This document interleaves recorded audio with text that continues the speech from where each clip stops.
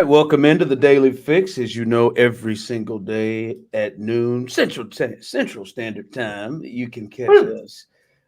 Please don't move like that. By the way, that's Steve in the little box, as he does a great job being the little box guy. But that's Steve Serta. This is the Daily Fix. Ron Hughley. First thing I need you to do, just like every day, like and subscribe. Daily Fix, like and subscribe. Foolish Club Media. Foolish Club Media presents the Daily Fix. If you do not like and subscribe, you are preventing my children from eating. So no pressure at all. It's Go true. there, YouTube. It is. Go there, YouTube. Go ahead, like and subscribe. We can get it going. Don't want to hold you long as usual. Three things I want to get to. First,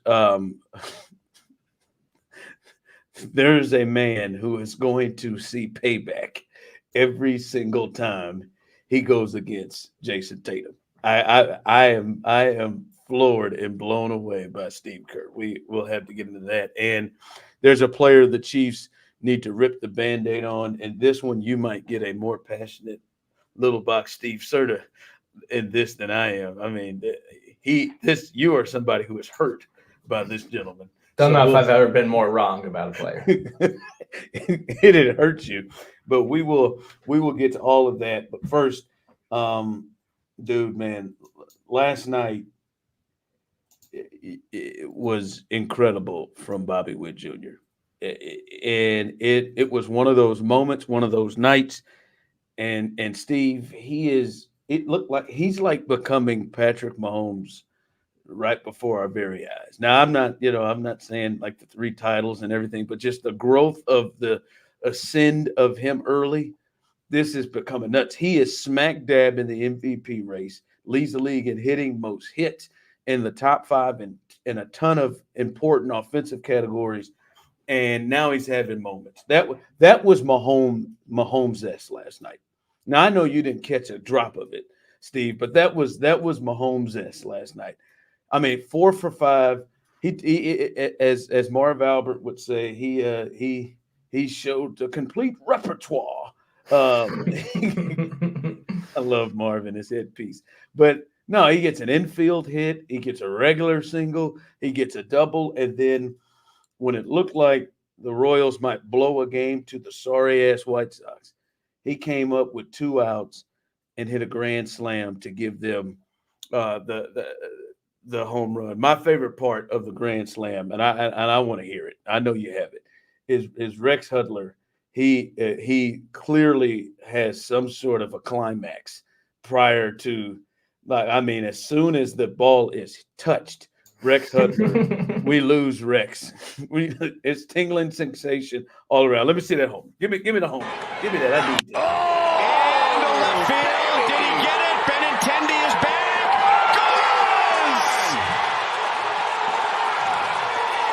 Goes! Grand slam. Bobby Witt Jr. in a 6-run 8th inning.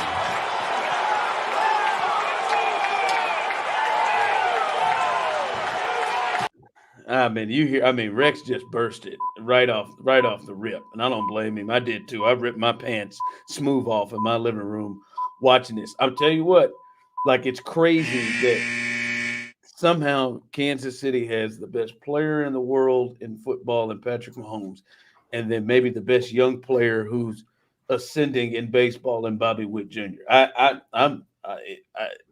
It is unbelievable what that cat has been able to do in the moment he had last. I know that he's a special player and he's making his case to be the best player in all of baseball, but I haven't watched a single Royals game this season. Yeah, it's a damn shame. I just no one. Can you even watch them? Everybody complains about not being able to watch them on TV. Oh, I bought the app, baby. I got the MLB app, baby. I watches them every single night and every single day. Hell yeah, I got them. Now my mom refuses to. She refuses by principle. She will not buy the Bally app. She just listens to Denny and Jake, who she can't stand every night. But no, I watch the hell out of them. I'm just telling you, George Brett. Now Patrick Mahomes already snuck up and past you. George Brett, you better be trying to hold off Bobby Witt Jr.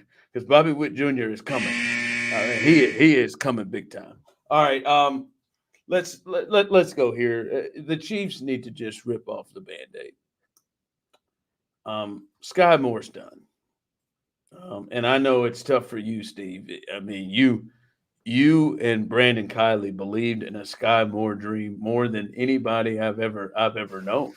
I mean, it's you guys. There was no telling you he wouldn't work, and they've just got to shut it down. I mean, his best highlight of camp so far is the no-look pass that Mahomes threw to him that anybody in the crowd could have gone out and made the catch. I mean, it's there's nothing. I don't know. Is it because he had a bad? Didn't he throw a pick or something yesterday on special teams? He may have. It's just over, man. It's like he needs to give up that good cornerback number, and they need to go ahead and just rip the Band-Aid. Like seriously, Steve, he's the 8th receiver. Like I mean, if you run down the line of the receivers in which you feel like give you a better chance to go in, I think he's 8th. I mean, I think, and you barely keep 7 receivers. He's 8th. Like it is done. And that was probably one of, now it is not bad because Brett Veach has done amazing in the draft, but that's one of his greatest misses. Not John Baldwin like, but one of his greatest misses. It's on par with Breeland. Yeah, well, yeah, Breeland. I mean, you knew it was bad when Breeland as a pass rusher selected 57. So, like, I mean, you knew it was bad. But this, I mean, it's bad. I mean, luckily he has made great picks everywhere else. But like, I just think they need to do it right now, and because this kid he's not gonna play here. It's sad. It's sad. I know it's hard for you.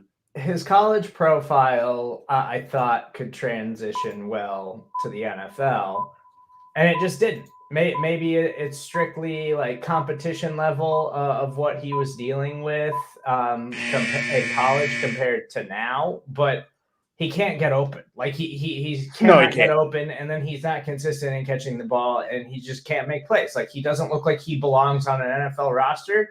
And as much as they were hyping him up ahead of the season last year, I'm going to blame this on the Chiefs a little bit. I'm going to blame the Kansas City Chiefs a little bit because they were hyping him up like he was ready to take this huge step last season. No, stop it, Serta. You were hyping him up. You were in this train of hyping him up. It's because there was somebody else to feel good about. What was Kadarius Toney? What, we're begging on his upside? Yeah, better than 2 4s. You were hyping him up. Don't put it on the Chiefs. Put it on you, little box. You were hyping his ass up. Get out of here. I'm going to put it on the Chiefs. Real quick, when did you quit him? Do you remember that moment? Do you remember where you were? I want to say like week 3 last season. After we got for a couple weeks into the season, I was like, oh no, that guy doesn't even belong on football. You turned hard on him. All right. Jason Tatum will never forgive Steve Kerr for this, and he shouldn't.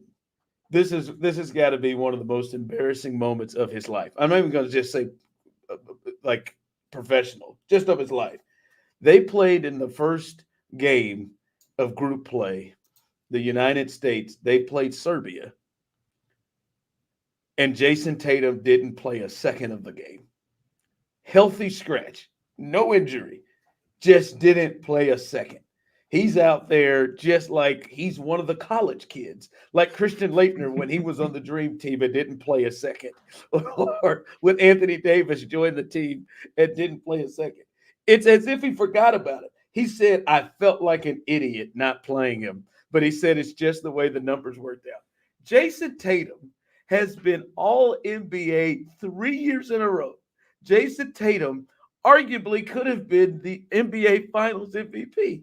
He just won a championship. He was the best player on the team that just won a championship. 2 other members of his Boston Celtic team logged 15 minutes or more in this game.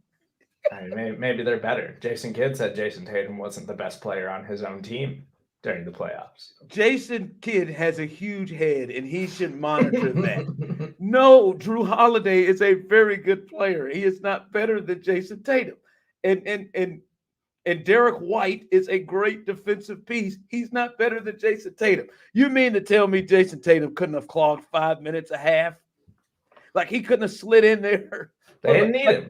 LeBron's 40 and Kevin's 36. Yeah. I mean, but they have Olympic legacies. What does Jason Tatum have? He was the second best player on the last Olympic team. He was the second best player behind Kevin Durant on the last Olympic team. Instead, they let walking wounded Joel Embiid play all these minutes, and he can barely get up and down the floor. Honest to God, I almost feel like Steve forgot he was there. I think he just walked past him multiple times and thought he was Tyrese Halliburton and just wouldn't play either one of them. But I'm serious, Steve. Jason's never going to forget this. You know he had to have gone to social media and just saw everybody giving him hell.